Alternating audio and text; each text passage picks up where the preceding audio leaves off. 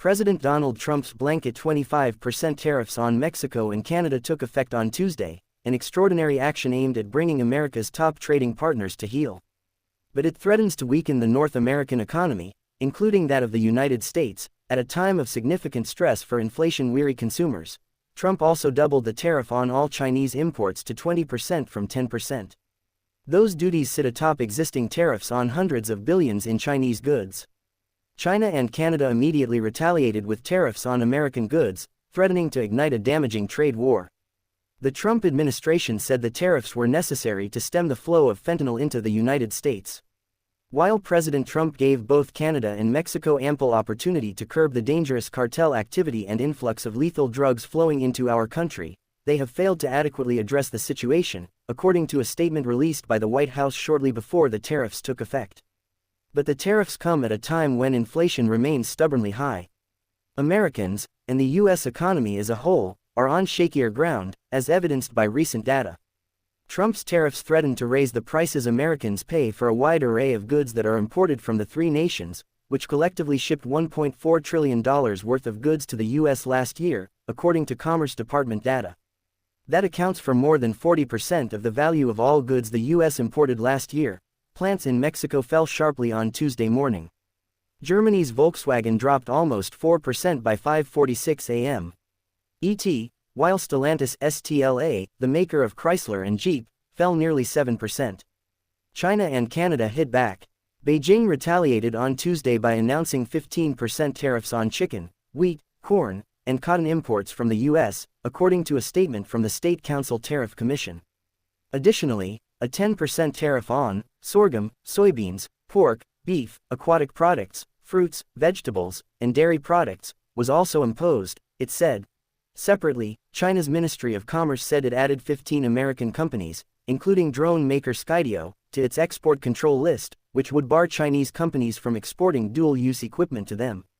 China's retaliatory tariffs followed a restrained, targeted approach aimed at causing pain to those industries that matter the most to the supporters of the Trump administration, said Alfredo Montufar-Helu, head of the China Center for the Conference Board.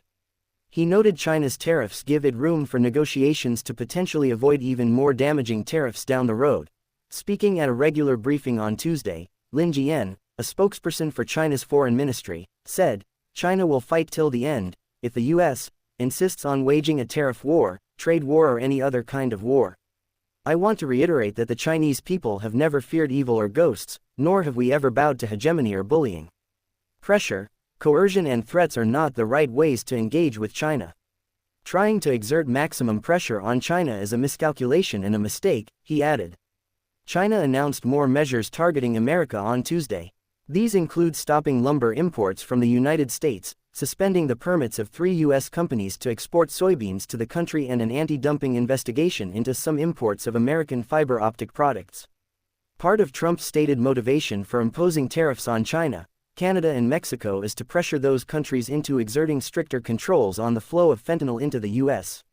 U.S. law enforcement believes a number of China-based entities supply precursor chemicals, which can be used to make finished fentanyl in labs operated by drug cartels in the U.S. and Mexico. On Tuesday, China's State Council Information Office published a document outlining the steps the government had taken in recent years to control the production and distribution of fentanyl-related substances, according to China's state news agency Xinhua.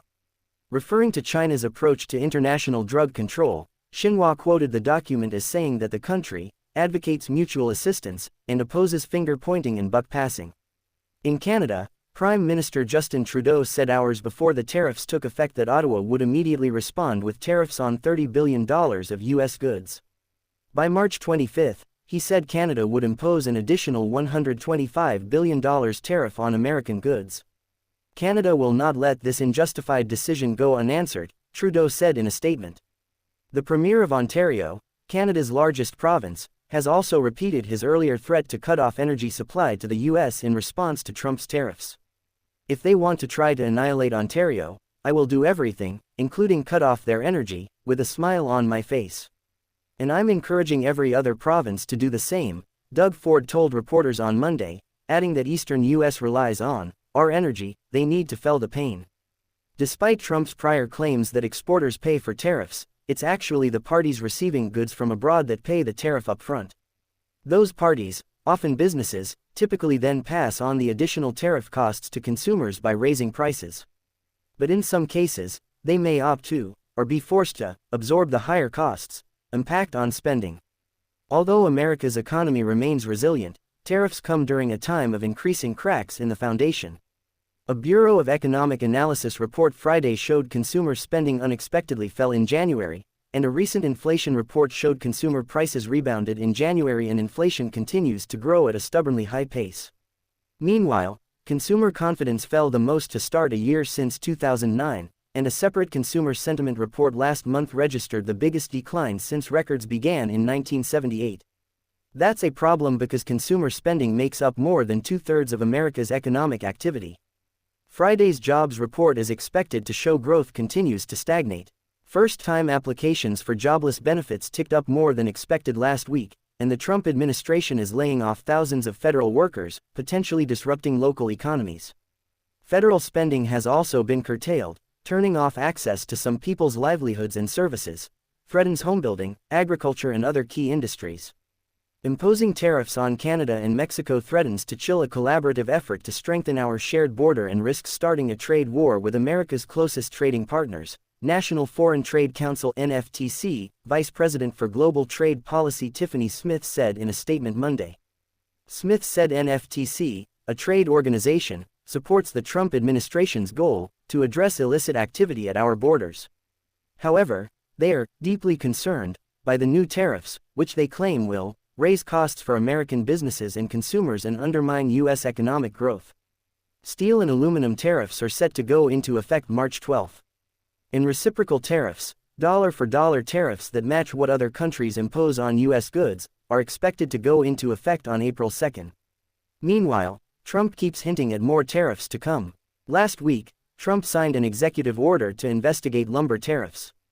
Although he has long suggested America doesn't need Canadian lumber, the tariff threatens to raise the prices of new homes, a key inflation driver for American families.